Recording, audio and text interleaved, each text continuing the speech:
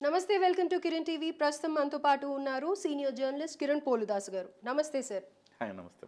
Sir, Mudragada గారు పవన్ కళ్యాణ్ మీద పోటీ చేయటానికే వైసీపీలో జాయిన్ అవుతున్నారని చెప్పి వినిపిస్తోంది. ఎలా ఉండబోతోంది సార్? ఎలా ఉండబోతుంది? పవన్ కళ్యాణ్ గారికి ఇంకా మేలు జరుగుతుంది. ఓకే. వీళ్ళందరూ పవన్ కళ్యాణ్ మీద ఎన్ని కుట్రలు చేస్తే ఆయనకు అంత మంచిది. ఎన్ని కుట్రల్ని ఆశీస్సులుగా భావించాలి ఆయన ఇవాళ. ఎందుకంటే ముద్రగడ గారు 2009లో ఆయన అన్నగారైన చిరంజీవి గారు ప్రజారాజ్యం పెట్టినప్పుడు ఆయన పార్టీకి వ్యతిరేకంగా కాంగ్రెస్లో చేరి ఆయన పార్టీ మీదే పోటీ చేశాడు. అప్పట్లో కూడా అంటే చిరంజీవి గారు మీద చేయలేదు, బట్ వ్యతిరేకంగా పోటీ చేశారు. ఇవాళ మళ్ళీ పవన్ కళ్యాణ్ పార్టీకి వ్యతిరేకంగా పోటీ చేస్తాడు వైసీపీ నుంచి, అది కూడా పవన్ కళ్యాణ్ మీద పోటీ చేస్తాడు అంటున్నారు. చెయ్యనండి, పెద్ద విషయం ఏముంది? పవన్ కళ్యాణ్ గారు అనే వ్యక్తి మీద వీళ్ళందరూ పవన్ కళ్యాణ్ గారి చరిష్మా ముందు, పవన్ కళ్యాణ్ గారికి ఉన్న ఇమేజ్ ముందు వీళ్ళందరూ దిగదుడిపే. కానీ ఇవాళ ఆ రకమైన కుట్రకు వైసీపీ కనుక పాల్పడితే వైసీపీ ఎందుకు అనుకుంటుంది ముద్రగడనే అంటే, ఆల్రెడీ వంగా గీత అని ఒక ఆవిడికి పిఠాపురం, పవన్ కళ్యాణ్ గారు భీమవరం కాదు ఈసారి పిఠాపురం అంటున్నారు, పిఠాపురంలో వంగా గీత అనే ఒక మహిళకు సీట్ ఇచ్చారు. ఆమె సీనియర్ పొలిటీషియనే, ఆమె ప్రజారాజ్యం పార్టీ నుంచి కూడా ఉంది ఆమె. సో ఆమెకు సీట్ ఇచ్చింది ఎవరు? వైసీపీ.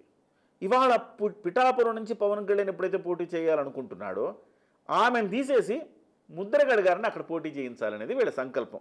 ఎందుకు అలా అనుకుంటున్నారంటే, ముద్రగడ గారు కాపు ఉద్యమ నాయకుడు. సో పవన్ కళ్యాణ్కి బలం కాపులే కాబట్టి అందులో మ్యాక్సిమం దాంట్లో మనం డ్యామేజ్ చేద్దాము, కాపుల్ని చీలుద్దామనే ఉద్దేశం, ఆ కుట్రతోటి ఆయన పోటీ చేద్దామని అనుకుంటున్నారు. కానీ ఇక్కడ తెలుసుకోవాల్సింది ఏంటంటే, మీరు ఎన్ని కుట్రలు చేస్తే వైసీపీ, ఇవన్నీ ప్రజలకు తెలియవు అనుకుంటున్నారా ప్రియాంక గారు? ప్రజలు చాలా మెచ్యూర్ అయిపోయారు. ఇవాళ ప్రజలు ఎట్లా ఉన్నారంటే, సోషల్ మీడియా వచ్చాక ప్రతి విషయాన్ని విడమరి చెప్తున్నారు. ఒకప్పుడు 2009లో లా లేదు ఇప్పుడు పరిస్థితి. 2009లో మీరు మీడియా, మెయిన్ స్ట్రీమ్ మీడియా ఏది చెబితే అదే వినేవాళ్ళు. ఇవాళ మెయిన్ స్ట్రీమ్ మీడియా చెప్పింది వెంటల్లా. వాస్తవాలు ఏంటో కళ్ళకు కట్టినట్టు సోషల్ మీడియా మనలాంటి ఛానళ్ళు చెప్పేస్తున్నాయి. వాళ్ళ కుట్రలేంటి, వాళ్ళ కుతంత్రాలేంటి, వాళ్ళు ఎందుకు చేస్తున్నారు ఇట్లా అన్నీ చెప్పేస్తున్నాయి. ఒక సగటు వ్యక్తి, ఒక కాపు అనుకుందాం, సగటు వ్యక్తి, అతను పవన్ కళ్యాణ్ని అభిమానిస్తాడు. ముద్రగడ రాగానే కాపులు ముద్రగడ కాపు నాయకుడు కదా వేసేస్తారా? వేరు. ఆ రోజులన్నీ పోయినాయండి. ఈ ముసలి ముతక బ్యాచ్ చేసే వికృత చేష్టలన్నిటికీ కాలం చెల్లింది. ఇవాళ యువత ఒక మంచి సదుద్దేశంతో ఉన్నారు. ఇవాళ చాలా రోజులు నా ఫోన్లు వస్తున్నాయి, నేను బహ్రెయిన్లో ఉన్నానండి, ఎన్నికల టైంకి వచ్చేసి పవన్ కళ్యాణ్ గారు కోటేయాలనుకుంటున్నానండి అంటున్నారు. ఒక ఆయన సిక్కింలో ఉన్నాడంట, ఉదయమే ఫోన్ వచ్చింది నాకు. నేను సిక్కింలో ఉన్నాను సార్, ఆయన వయసు ఎంత అనుకుంటున్నారు? 55-60 ఏళ్ళు. సిక్కింలో ఉన్నానండి, నేను వచ్చి ఓటేస్తానండి అంటున్నారు. పవన్ కళ్యాణ్ గారి కోసం వాళ్ళు ముందుగా రెడీగా ఉన్నారు, వాళ్ళందరూ వచ్చి ఓట్లు వేయడానికి. అంత వేవ్ ఉంది వాళ్ళ. వీళ్ళందరూ ముద్రగడ గారో, చేగొండ సూర్యప్రకాష్ గారో, లేకపోతే ఇంకా ఇంకా ఇంకా వస్తారండి. ఇక్కడతో ఆగదు, మీరేమో ఇక్కడతో ఆగిపోయింది అనుకోవద్దు. ఇంకా ఏవో అస్త్రాలు ప్రయోగిస్తారు.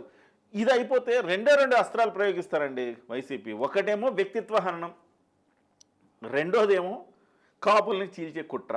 ఈ రెండే చేయగలుగుతారు వాళ్ళు, అంతకుమించి ఏం చేయగలుగుతారు? పవన్ కళ్యాణ్కి చేయడానికి ఆయన దగ్గర తప్పులే ఉన్నాయి. పెళ్ళిళ్ళ వ్యవహారం అంటారా, చట్టబద్ధంగా చేసుకున్నాడు. ఇవాళ ఆయన పెళ్ళిళ్ళని ఎవడైనా ప్రశ్నిస్తే వాడు రాజ్యాంగాన్ని అవమానించినట్టే. రాజ్యాంగబద్ధంగా చట్టబద్ధంగా విడాకులు ఇచ్చి ఇంకో పెళ్లి చేసుకున్నాడు. సో అలాంటి వ్యక్తి పవన్ కళ్యాణ్. రాజ్యాంగం ఇచ్చిన హక్కుని ఆయన వాడుకున్నాడండి. కొత్తగా ఏంటి, తప్పేం చేశాడు? సో ఎంతసేపటికి మన ముఖ్యమంత్రి గారు అన్నందుకే కదా పదే 4 పెళ్ళి, 4 పెళ్ళిళ్ళు అంటే నువ్వు నా 4గో పెళ్ళాను జగన్ అని అడిగాడు పవన్ కళ్యాణ్. అంత స్థాయి, అంత దిగజారి ఆరోపణలు విమర్శలు చేసే పరిస్థితికి ముఖ్యమంత్రి వచ్చేసాయంటే ఎంత భయపడుతున్నాడో అర్థం చేసుకోండి. భయకంపితులవుతున్నాడు. ఆయన హెలికాప్టర్ అంటే ఆయన హెలికాప్టర్కి అనుమతి ఇవ్వడు, రోడ్ షో చేస్తా అంటే రోడ్ షోకి అనుమతి ఇవ్వడు, సభ అంటే సభకు అనుమతి ఇవ్వడు, ఏమి ఇవ్వరు. ఇవాళ పవన్ కళ్యాణ్ గారిని ఇక వ్యక్తిత్వ హరణం చేయడానికి వేరే కూడా కుట్రలు చేస్తున్నారు. 4గో పెళ్ళాం అని చెప్పేసి ఎవరు పేరు పెట్టి ఈ ఫేక్ లెటర్లు, ఫేక్ ఆంధ్రజ్యోతి పేరు మీద లేకపోతే ఈనాడు పేర్ల మీద చేసి బయటికి వాట్సాప్లో వదులుతున్నాడు. జనంకి తెలియదా? ఖచ్చితంగా ఇవాళ జనం డెఫినెట్గా అన్నీ తెలుసుకుంటున్నారు. ఈ కుట్రలు, ఈ కుతంత్రాలు, ఈ పాచికలు పారే అవకాశమే లేదు.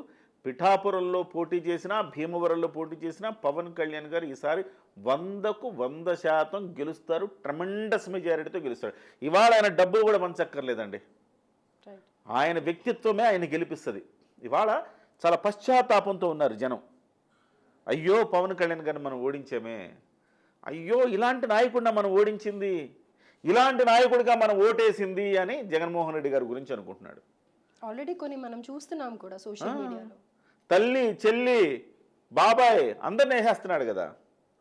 ఇవాళ వాళ్ళ చెల్లి చెప్పిందండి సునీత గారు, ఈ హత్య మా నాన్న హత్య ఆరోపణల్లో హత్య కేసులో అన్న జగన్మోహన్ రెడ్డి గారి ప్రమేయం కూడా ఉంది, ఆయన పార్టీ కోటే ఇద్దనింది. వాళ్ళ కుటుంబం అధికారం ఎంత దుర్మార్గానికి పాల్పడతారో అధికారం కోసం మీరు చూడండి. ఒకరోజు ఆయన వైఎస్ రాజశేఖర రెడ్డి గారు చనిపోయినప్పుడు వెంటనే అక్కడ శవం ఆడబెట్టుకోగానే ముఖ్యమంత్రి కావాలని చెప్పి సంతకాలు పెట్టించుకునే ప్రయత్నం చేశారట జగన్మోహన్ రెడ్డి గారు. ఆ తర్వాత ఇవాళ అధికారం కోసం చెల్లి ఆయన కోసం, ఆయన జైల్లో ఉంటే ఆయన కోసం మొత్తం తిరిగింది ఆమె. తిరిగి బాయ్ బాయ్ బాబు, బాయ్ బాయ్ బాబు అంటే బాయ్ బాయ్ షర్మిల అన్నాడు ఆయన అధికారంలోకి వచ్చిన తర్వాత. తల్లిని, ఆమె తల్లి అధ్యక్షురాలుగా ఉంటే ఆమెను కూడా తొలగించాడు. తల్లిని తొలగించాడు, ఈమెని పంపించేశాడు. అధికారులు వాటా కోరుతుందని, ఎందుకంటే ఆమె తిరిగింది కదా. ఒక తండ్రి వారసత్వం కేవలం మగపిల్లవాడే వారసుడా, ఆడపిల్లకు వారసత్వం లేదా? ఆడపిల్లకు కూడా ఆస్తులు సమాన హక్కు ఉన్నప్పుడు రాజకీయ వారసత్వంలో కూడా సమాన హక్కు ఉండదా? ఖచ్చితంగా ఉంటుంది కదా.